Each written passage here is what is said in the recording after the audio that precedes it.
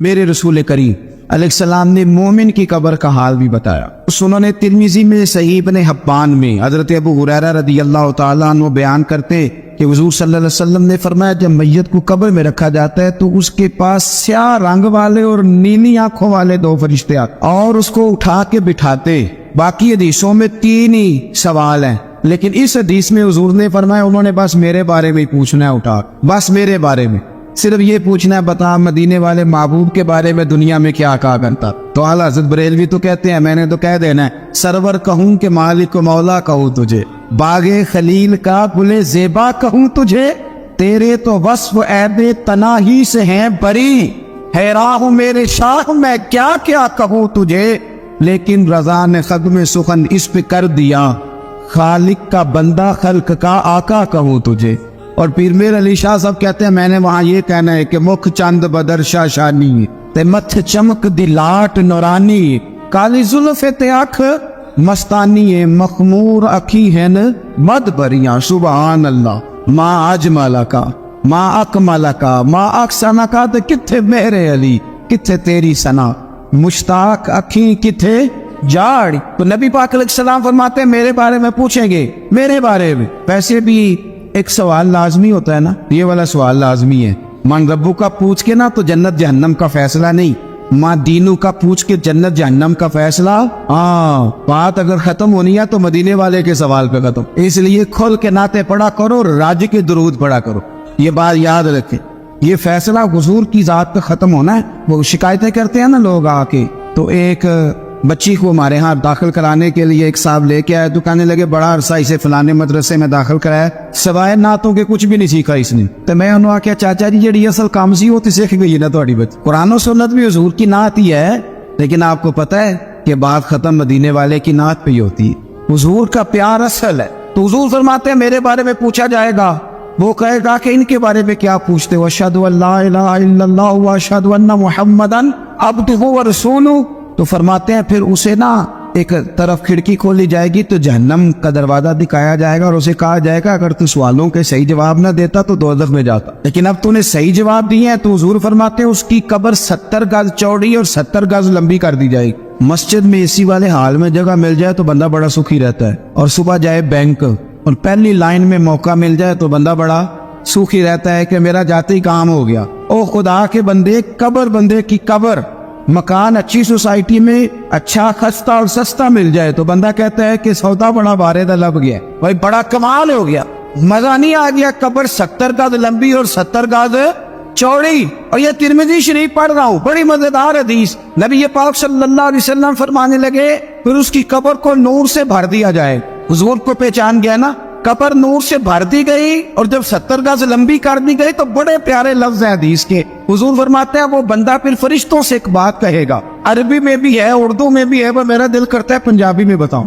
وہ نا فرشتوں سے وہ بندہ کہتا ہے جب قبر ہو گئی نا 70 گز لمبی 70 گز چوڑی اور نور سے بھر گئی، قربان جائے، حضور فرماتے ہیں وہ مردہ وہ جو قبر میں پہنچا ہے، جب اس کی قبر کو یہ شان ملتی ہے تو فرشتوں سے پتہ کیا کہتا ہے، کہتا ہے میں گھر نہ دسا ہوا جا کے، یہ ذرا گھر نہ بتاؤں دوڑ کے، یہ ذرا میں اپنے گھر بتاؤں باقی کہ اللہ نے بڑی خیر کر دی، اپنی اماں نہ دسا ہوا، میں بچوں کو بتا کے ان کے موج بن گئی ہے، میں بتاؤں اپنی بیوی کو، بتاؤں اپنے بہن بھائیوں کو، میں گھر نہ دسا ہوا۔ قربان جائے میرے رسول کریم فرماتے ہیں فرشتے کہ اس قبر کے عذاب سے رب کی پناہ مانگو اور اس کے لیے تیاری کر لو، یہ بڑا سخت دن ہے۔ حضرت سعد بن معاذ رضی اللہ تعالیٰ عنہ کا جب جنازہ تھا، فرماتے ہم جا رہے تھے تو 5-6 قبریں تھیں، تو حضور نے فرمایا کن کی قبریں؟ ہم نے عرض کی یا رسول اللہ صلی اللہ علیہ وسلم یہ کافروں کی قبریں۔ یہ نبی پاک علیہ السلام نے فرمایا جو مسلمان جمعے کے دن یا جمعے کی رات کو فوت ہو، حدیث کے راوی حضرت ابو ہریرہ رضی اللہ تعالیٰ عنہ، حضور صلی اللہ تعالیٰ علیہ وسلم نے فرمایا جو شخص بیماری سے فوت ہوا، جو بندہ سورہ ملک پڑھتا ہے، سنن ترمذی میں حضرت ابن عباس سے روایت ہے کہ حضور صلی اللہ علیہ وسلم کے ایک صحابی نے ایک جگہ خیمہ لگایا تو وہاں سورہ ملک پڑھنے کی آواز آتی۔ سورہ ملک اتنی شاندار سورت ہے کہ نبی پاک صلی اللہ علیہ وسلم نے فرمایا یہ قیامت کے دن اللہ کی بارگاہ میں ناز سے جھگڑا کرے گی اور کہے گی اے اللہ یہاں تو میرے پڑھنے والے کو جنت عطا فرما یا مجھے قرآن پاک سے علیحدہ کر دے۔ اب عذاب قبر جو ہے، قبر کے اندر جو انسان کا عذاب ہے تو وہ بھی عالم برزخ کا عذاب، میرے رسول کریم صلی اللہ تعالی علیہ وسلم نے کچھ چیزوں سے پناہ مانگی ہے. خود حضور نے، رسول کریم علیہ الصلوۃ والسلام نے پناہ مانگی. حضور فرمانے لگے، اے اللہ مجھے کنجوسی سے، بخیلی سے پناہ عطا فرما. اور حضور نے باقاعدہ پناہ مانگی ہے کہ اے اللہ مجھے ارذل العمر ہونے سے پناہ میں رکھ، جب عمر اتنی زیادہ ہو جائے کہ وجود کے حصے کام کرنا چھوڑ جائے، اس سے پناہ مانگی. اور خود میرے نبی پاک علیہ السلام نے قبر کے عذاب سے پناہ مانگی. یہ تعلیم امت کے لیے کہ تم بھی پناہ مانگو عذاب قبر سے. قبر کا عذاب پر حق ہے. قبر کے لیے تیاری کر کے رکھنا، اپنی قبر کو یاد رکھنا، مر جانے کو یاد رکھنا. حضرت سعد بن معاذ رضی اللہ تعالیٰ عنہ کا جب جنازہ تھا تو صحابہ کرام فرماتے حضور نے نماز جنازہ کی امامت فرمائی تو قبر کے تیار ہونے میں کچھ دیر تھی، تو رسول کریم صلی اللہ علیہ وسلم زمین پر بیٹھ گئے اور ایک لکڑی سے حضور زمین کوریدنے لگے. ہم میں وہ انتظار تھے کہ اللہ کے رسول صلی اللہ علیہ وسلم سر مبارک اٹھائیں، ہمیں کو نصیحت کرے. فرماتے حضور نے سر اقدس اٹھایا تو حضور کی آنکھوں میں آنسو تھے اور رو کے حضور فرمانے لگے، رو کے کہ اس قبر کے عذاب سے رب کی پناہ مانگو اور اس کے لیے تیاری کر لو، یہ بڑا سخت دن ہے. رو کے حضور نے فرمایا، رو کے. آج تو لوگ مذاق بنا، کچھ فقیر صوفی درویش کہلانے والے بھی وہ کہتے ہیں یہ جو مولوی بتا رہا ہے نا قبر میں بچھو ہوں گے، سانپ ہوں گے، یہ تو مولوی اپنی قبر بتا رہا ہے، تمہارا اس سے کیا لینا دینا ہے. خدا سے ڈرے.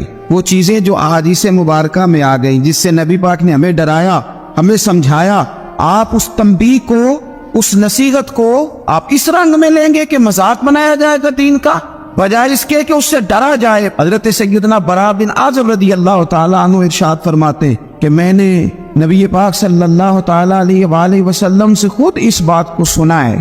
خود رسول کریم صلی اللہ علیہ وسلم نے فرمایا. حضرت زید بن ثابت رضی اللہ تعالیٰ عنہ بھی اس بات کے راوی ہیں. فرماتے ہم جا رہے تھے تو 5-6 قبریں تھی تو حضور نے فرمایا کن کی قبریں؟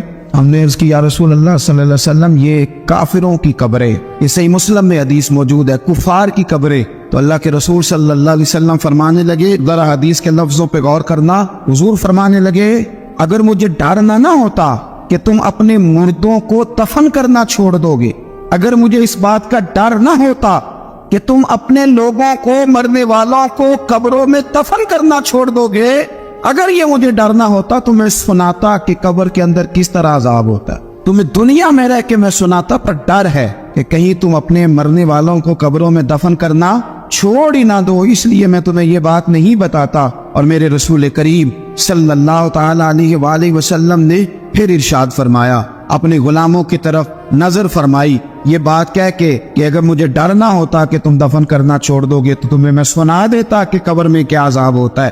پھر حضور نے صحابہ سے فرمایا چلو بھائی دوزخ کے عذاب سے اللہ کی پناہ مانگ. تو سب کہنے لگے ہم دوزخ کے عذاب سے اللہ کی، صحابہ نے کہا ہم دوزخ کے عذاب سے اللہ کی پناہ مانگتے. پھر نبی پاک صلی اللہ تعالی علیہ وسلم نے ارشاد فرمایا تم سب کہو کہ ہم قبر کے عذاب سے اللہ کی پناہ مانگ.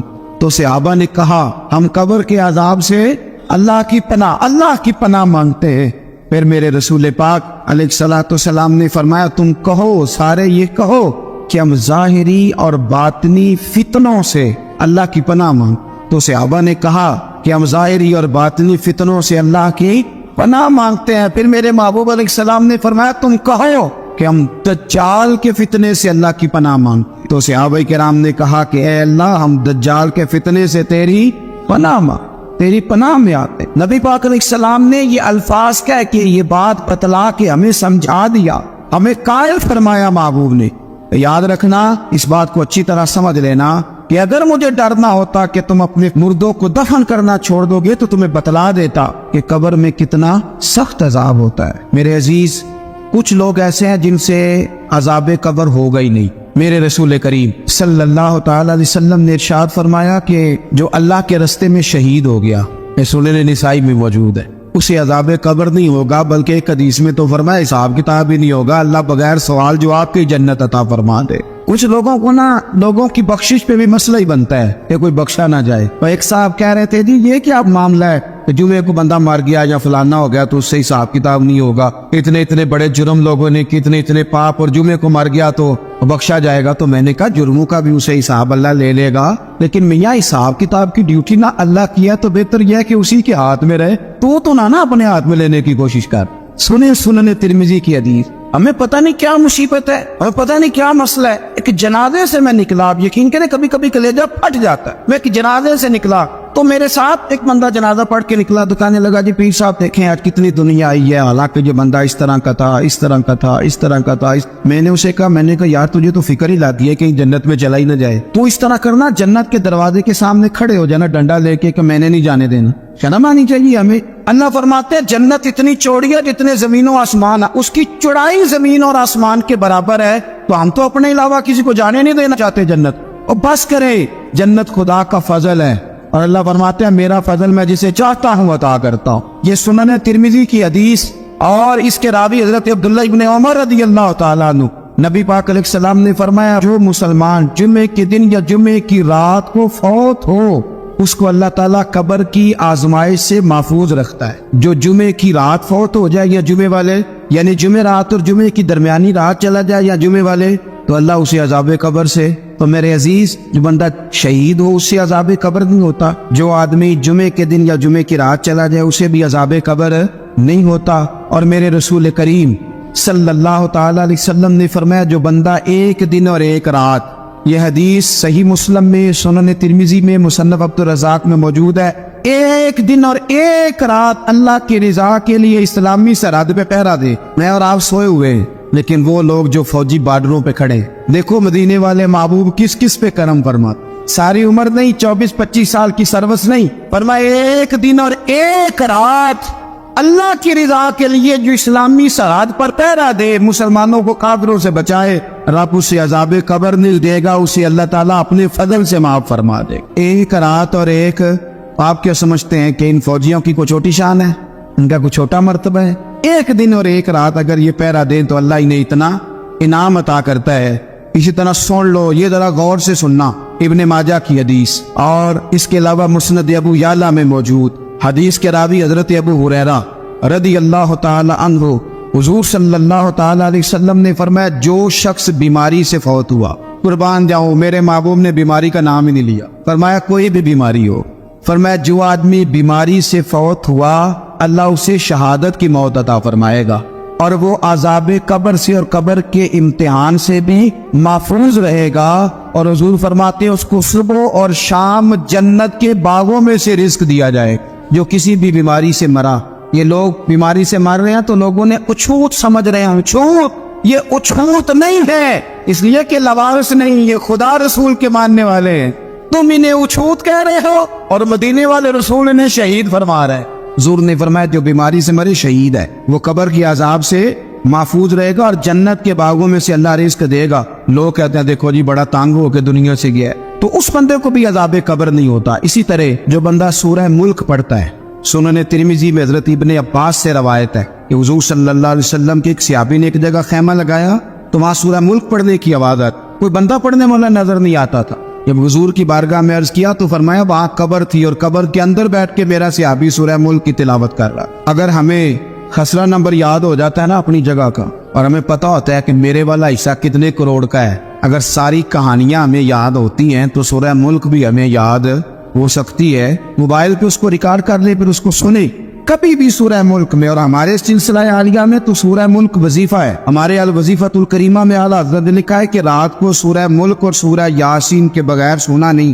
سورہ ملک اتنی شاندار سورت ہے کہ نبی پاک صلی اللہ علیہ وسلم نے فرمایا یہ قیامت کے دن اللہ کی بارگاہ میں ناز سے جھگڑا کرے گی اور کہے گی اے اللہ یہاں تو میرے پڑھنے والے کو جنت عطا فرما یا مجھے قرآن پاک سے علیحدہ کر دے۔ اے ایمان والو، بہت سارے گمانوں سے، بہت سارے خیالوں سے بچو۔ فرمایا بعض گمان بھی، بعض خیال بھی گناہ ہیں۔ کیسے بچے؟ فرمایا ولا تجسسو، یہ جاسوسی چھوڑ دو، یہ کسی کی باتوں، چھپی ہوئی باتوں کو تلاش کرنا چھوڑ دو، اس سے تم گمانوں سے بچو گے، وسوسوں سے بچو گے، خیالات سے بچو گے۔ نفسیاتی طور پر جو لوگ پاک صاف ہوتے ہیں نا ان کی زندگی مطمئن ہوتی ہے۔ بہت زیادہ مال، دولت، وجاہت، شہرت کے باوجود جو لوگ نفسیاتی طور پر کسی میل کچیل کا شکار ہوتے ہیں، ذہنی طور پر، وہ ساری صلاحیتوں کے باوجود بھی کمزور، بے چین اور بے سکون رہ جاتے ہیں۔ زندگی میں گمان، سوچ، اپنی نفسیات کو ہمیشہ اچھا رکھیں، کبھی بھی اپنے آپ کو الجھاؤ کا شکار نہ ہونے دیں۔ جس آدمی نے سکون لینا ہے اس نے بھی یہاں سے لینا ہے اپنے اندر سے، جس نے مطمئن ہونا ہے اس نے بھی خود بخود ہی ہونا ہے، اور جس شخص نے بے سکون رہنا ہے اس نے بھی خود بخود ہی رہنا۔ میرے نبی کریم علیہ السلام نے اپنے صحابہ کو مطمئن زندگیاں فراہم کی، اطمینان بخش رویے حضور نے دیے۔ آپ غور فرمائیں گے کہ غریب ترین صحابہ بھی جب کوئی ان سے پوچھتا تھا کیفیت کیا ہے تو وہ کہتے تھے الحمدللہ، اللہ نے ہمیں نبی کریم کا غلام بنا دیا ہے۔ اب ہم خود اپنے آپ کو اتنا نفسیاتی طور پر کمزور کر لیتے ہیں سوچ سوچ کے کہ فلانا بڑا ہو گیا ہے میں چھوٹا رہ گیا ہوں، فلاں آدمی آگے نکل گیا ہے میں پیچھے رہ گیا ہوں۔ یہ چیز انسان کو کمزور کرتی ہے۔ انسان اگر یہ تصور کر لے کہ جو میرے حق میں بہتر تھا میرے رب نے مجھے عطا کر دیا ہے، اسے سکون نصیب ہوتا ہے، پھر نفسیاتی مسائل ختم ہوتے ہیں۔ بڑے بڑے سمجھدار لوگوں کو کالا جادو ہو جاتا ہے، اور بڑے بڑے عقل مند لوگ ہوتے ہیں جن کی بھابھی انہیں نظر لگا دیتی ہے۔ بڑے بڑے سمجھدار لوگ ہوتے ہیں کہ جن کی دکان کے آگے کوئی تعویذ پھینک جاتا ہے۔ بڑے سمجھدار لوگ ہیں لیکن وہ چھوٹی چھوٹی باتوں سے اتنے کمزور ہو گئے کہ سانپ سے ڈرتے ڈرتے رسیوں سے بھی ڈرنا شروع کر دیے۔ رسیوں سے، وہ جی میں صبح کل چل رہا تھا تو میرے پیچھے کوئی چل رہا تھا تو میں نے کہا سایہ ہوگا آپ کا، وہی ساتھ چلتا ہے۔ ایک حدیث ہے ترمذی شریف کی، اسے یاد کر لیں، بڑا نفع دے گی۔ میرے نبی کریم علیہ السلام نے فرمایا اگر ساری دنیا مل کے بھی تیرا نقصان کرنا چاہے تو جب تک رب کی مشیت نہ ہو تیرا نقصان ہو نہیں سکتا۔ ختم ہو گئی بات، باہر آ جائیں اس چیز سے۔ اور فرمایا سارے زمانے کے لوگ مل کر تیرا نفع کرنا چاہیں تو جب تک اللہ نہ چاہے وہ تیرا کوئی نفع کر نہیں سکتے۔ نقصان بھی اللہ کی مشیت پہ ہے، نفع بھی اللہ کی رضا پہ ہے، تو پھر آپ بلا وجہ لوگوں کو دیکھ کر ٹینشن کیوں لیتے ہیں؟ پریشانی کاہے کی ہے؟ آزمائش کس بات کی ہے؟ اپنے آپ کو سکون دیں، اپنے آپ کو مطمئن کریں، کہیں رب بڑا ہی مہربان ہے، اس نے جہاں اچھا سمجھا ہے وہاں اس نے مجھے رکھا ہے۔ اپنے ذہن کو اطمینان دیں، سکون دیں۔ میرے نبی کریم علیہ السلام کی پوری حیات مبارکہ میں آپ کو شکوہ نہیں ملے گا کہیں بھی۔ حضور یتیم پیدا ہوئے، کتنی دفعہ آپ کو کتابوں میں ملتا ہے کہ حضور روئے ہوں کہ میرا باپ ہوتا تو ایسے ہوتا، میری اماں ہوتی تو ایسے ہوتی۔ ہم روز نہیں روتے۔ نبی کریم صلی اللہ تعالی علیہ وسلم نے اپنی زندگی ساری آزمائشوں میں گزاری۔ کہیں آپ کو محسوس ہوتا ہے کہ نبی کریم صلی اللہ علیہ وسلم کسی کے پاس بیٹھے اور فرمایا آؤ میں تمہیں اپنے دکھ سناؤں؟ ہمیں تو مسئلہ بن گیا ہے، ہم لوگوں نے اپنے آپ کو غیر مطمئن بنا لیا ہے۔ ہم ان ساری چیزوں کی ڈیمانڈ کرتے ہیں جو ہمارے مالک نے مناسب نہیں سمجھی ہمیں دینی۔ ہمیں اپنے آپ کو مطمئن کرنا چاہیے، سکون میں رکھنا چاہیے۔ اگر آپ تھوڑا سا اپنے آپ کو سکون دیں، اطمینان دیں، کہیں الحمدللہ، اللہ تبارک و تعالی جہاں جس کو چاہتا ہے وہاں اسے بٹھا دیا کرتا ہے۔ پھر ہم لوگوں کا منصب چھیننا چاہتے ہیں، حسد کرتے ہیں، بغض پیدا ہوتا ہے، عداوت پیدا ہوتی ہے، نقصان ہوتا ہے۔ فطری طور پر جو صلاحیت اللہ نے دی ہوتی ہے ان کو بھی زنگ لگ جاتا ہے، زنگ لگنے لگتا ہے ان سب چیزوں کو جو اللہ نے اپنے فضل سے ہمیں دی ہوتی ہیں۔ تو بات کو یاد رکھیں، زندگی میں آپ مطمئن ہو جائیں کہ رب کریم نے جو دیا ہے وہ کمال ہی دیا ہے، کمال ہی۔ حضور کی ایک زوجہ محترمہ تھی تو ان کے ہاتھ ذرا لمبے تھے، مومنوں کی ماں۔ بعض خواتین نے ان سے کہا کہ لمبے ہاتھوں والی، ہم بنا لیتے ہیں نا یہ بھی بات کہ اس کا ناک موٹا ہے تو اس کی آنکھیں چھوٹی ہیں، تو اس کے کان بڑے ہیں تو اس کے ہاتھ کیسے ہیں، تو کہا لمبے ہاتھوں والی۔ تو وہ پریشان ہو گئی، نبی کریم علیہ السلام تشریف لائے، کیا ہوا؟ عرض کی یا رسول اللہ مجھے لمبے ہاتھوں والی کہتے ہیں۔ تو حضور فرمانے لگے یہ پریشان ہونے والی بات ہے کہ خوش ہونے والی بات؟ یا رسول اللہ کیا مطلب؟ فرمایا تو کیا ہے کہ رب نے لمبے ہاتھ اس لیے دیے ہیں تاکہ میں سخاوت زیادہ کر سکوں، میں سخاوت زیادہ، یہ جو میرا چہرہ ہے نا، یہ جو آپ کا چہرہ ہے، یہ آپ کی چاہت ہے کہ اللہ کی؟ فی ای صورت ما شاء رکبک، اللہ فرماتے جیسے میں نے چاہا ہے ویسے تجھے بنایا ہے۔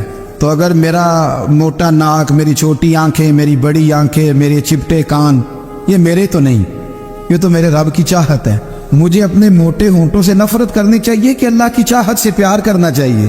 مجھے اپنے کالے رنگ پر پریشان رہنا چاہیے کہ رب کی چاہت پر مجھے پیار آنا چاہیے؟ اللہ کی چاہت پر پیار کر، یہ چاہت ہے اللہ کی، یہ چاہت ہے، تو اللہ کی چاہت سے محبت کر۔ تو پریشان ہو رہا ہے فلانے کا رنگ ہو رہا ہے تو میرا کالا ہے، فلانے کا مکان بڑا ہے تو میرا چھوٹا ہے، فلاں بڑی گاڑی میں کیسے بیٹھ گیا؟ بھئی اللہ نے چاہا تھا بیٹھ گیا، اللہ نے میرے لیے سائیکل پسند کی ہے، مجھے الحمدللہ کہہ کے سائیکل پہ بیٹھنا چاہیے، اس نے پسند کی ہے، اس کی رضا ہے کہ میں یہاں رہوں۔ تو ایک بات تو یہ ہمیشہ یاد رکھیں کہ آپ اپنے آپ کو مطمئن کریں، زندگی میں سکون دیں. نفسیاتی طور پر ہم بڑے ڈسٹرب اس لیے ہیں کہ ہم بے سکون رہتے ہیں جان بوجھ کے، وجہ ہی کوئی نہیں. لیکن جب تک زندگی ہے اللہ نے زندہ رکھنا ہے، اور جب وقت آ جانا ہے تو پھر کوئی ہمیں بچا سکتا. تو ٹینشن کس بات کی ہے، ڈپریشن کس بات کا ہے؟ ایک بات. دوسری بات یہ کہ دوسروں کی نفسیات کا بھی تھوڑا تھوڑا خیال کریں. ہم پتہ کیا چاہتے ہیں، سارے میرے مطابق چلیں، پھر نفسیاتی مسائل پیدا ہوتے ہیں. میرے ساتھ اگر 100 بندہ پیار کرتا ہے تو ان کے مطالبے الگ الگ ہیں.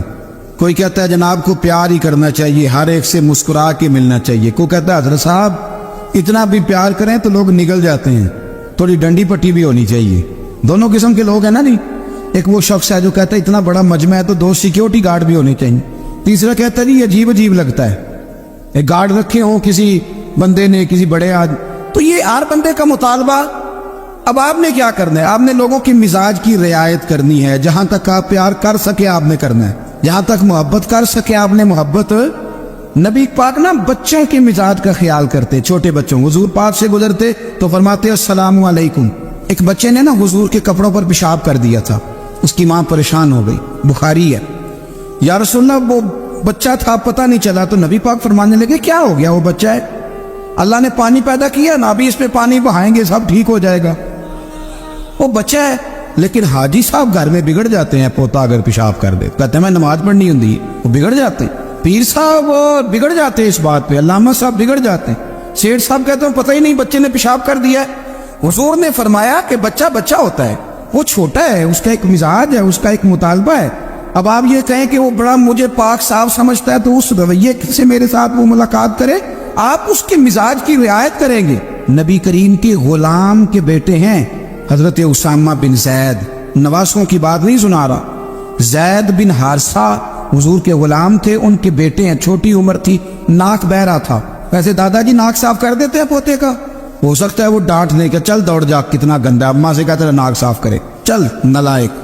نانا بھی کہتے بھاگ جا، کیونکہ وہ حاجی صاحب نے وضو کرنا ہے، نماز پڑھنی ہے، تو ان کے قریب یہ چیز آگے تو بڑا مسئلہ بن جائے گا. نبی کریم صلی اللہ علیہ وسلم نے کہا عائشہ اسامہ کی ناک بہ رہی ہے صاف کر دو. حضرت عائشہ کہتی ہے میں ذرا اٹھی کو کپڑا دیکھ لوں تو حضور جلدی سے اٹھے. ایک روایت تو یہ کہ حضور نے ناک پوچھ دیا، دوسری میں کہ نبی پاک قریب پہنچ گئے. جناب عائشہ کہتے ہیں میں نے ہاتھ پکڑ لیا، میں نے کہا حضور کپڑا لینے گئی تھی آ گئی. کہتے میں نے اپنے ہاتھوں سے ان کی ناک صاف کر دی، ریٹ صاف کر دیا. اللہ کے رسول گویا میری طرف دیکھ کے مسکرائے، حضور راضی ہوئے. بچے تو بچے ہوتے ہیں، بچے تو بچے ہوتے ہیں. اب آپ کو بچہ حاجی صاحب مانے، پہلے نمازی صاحب مانے، آپ کو پہلے بچہ جو ہے وہ بڑا سیانہ مانے، سمجھدار مانے، عقل مند مانے، پیر صاحب مانے. چھوٹا بچہ تو وہ نہیں مان سکتا. آپ اس کی نفسیات کے مطابق اس کے ساتھ چلیں. آپ رویہ وہ رکھیں کہ وہ بچہ ہے، وہ چھوٹا ہے. اس حضور بچوں کے پاس سے گزرتے تھے تو انہیں سلام کہتے تھے. آپ بھی کہتے ہیں، آج سے کہیں گے حضور گزرتے چھوٹے کہتے السلام علیکم. اور نبی پاک صلی اللہ علیہ وسلم کبھی کبھی نا بچے کھیل رہے ہوتے تو حضور بیٹھ جاتے، فرماتے یار میرے سینے سے تو لگو. حضور زمین پہ بیٹھ جاتے، بچہ یوں ہاتھ پہ، بچہ دوڑا آتا حضور کے سینے سے جب لگتا تو نبی پاک گر جاتے اور فرماتے اوئے تم نے تو مجھے گرا ہی دیا ہے. یہ بچوں کے ساتھ آپ جو رویہ رکھیں گے وہ میٹھا ہوگا. اب آپ کہیں گے چونکہ اب میں ایک عہدے پہ ہوں، میں ایک منصب پہ ہوں، تو یہ آپ کی نفسیاتی کمزوری ہے. پھر کیا ہوتا ہے، بچوں کو ڈانٹ کے رکھا جاتا ہے، بے جا ڈانٹ ڈپٹ، بے جا سختی اور بے جا ان کے ساتھ رویے، اور ان کے ساتھ بڑی عجیب و غریب قسم کی جو ہے وہ ہماری جو ہے وہ گھٹن کیپ آ جاتا ہے بچوں کے درمیان. بچے، میں کہا کرتا ہوں، پھر بچے ہمیں دکھ نہیں سناتے، وہ پھر غلط آدمی کو دوست بناتے ہیں، پھر اس غلط آدمی کو اپنی بات بتاتے ہیں، غلط آدمی رازدار بن جاتا ہے. آپ ان کی نفسیات کے مطابق ان سے پیار کریں، انہیں ٹائم دیں. آپ دیکھیں یہ کیا سوچتے ہیں، کیا کہتے ہیں، کس طرح کا ان کا رویہ ہے بچوں کے ساتھ. پھر نوجوان جب کوئی ہو جاتا ہے تو اس کی سوچیں جوان ہو جاتی ہیں. نوجوانوں سے معذرت کے ساتھ نبی پاک علیہ السلام نے نوجوانوں کی حکومت سے پناہ مانگی، نوجوانوں کی حکومت سے پناہ مانگی ہے، اس لیے کہ نوجوان بڑی جلدی پیار بھی کرتا ہے اور بڑی جلدی نفرت بھی کرتا ہے. سوچیں مضبوط نہیں ہوتی. نوجوان آدمی، جوان آدمی، بکھری ہوئی سوچیں ہوتی. میرے رسول کریم صلی اللہ علیہ وسلم نوجوانوں سے ان کے مزاج کے مطابق ڈیل کرتے تھے، ان کی طبیعت کے مطابق ان کی ذہن سازی کرتے تھے. ہم نا جوانوں کو وقت نہیں دیتے، ہم مطالبہ کرتے ہیں نوجوان سے کہ وہ ہے نوجوان باتیں بوڑھوں والی کرے. اگر جوانی میں بوڑھوں والی باتیں کرے تو پھر تو شیخ سعدی کہتے ہیں سارے بوڑھے چھوڑ کے اس نوجوان کے پاس بیٹھو، اس کے پاس فیض زیادہ ہے۔ اگر ایسا ہو جائے، کیونکہ در جوانی توبہ کردن شیوائے پیغمبری، یہ تو اچھی بات ہے، لیکن میرے عزیز اگر ایسا نہ ہو، ایسا ممکن نہ ہو، تو پھر نوجوان کو آپ اس کی طبیعت کے مطابق ڈیل کریں، آپ اس کی سوچ دیکھیں، اس کا رویہ دیکھیں، اس سے پیار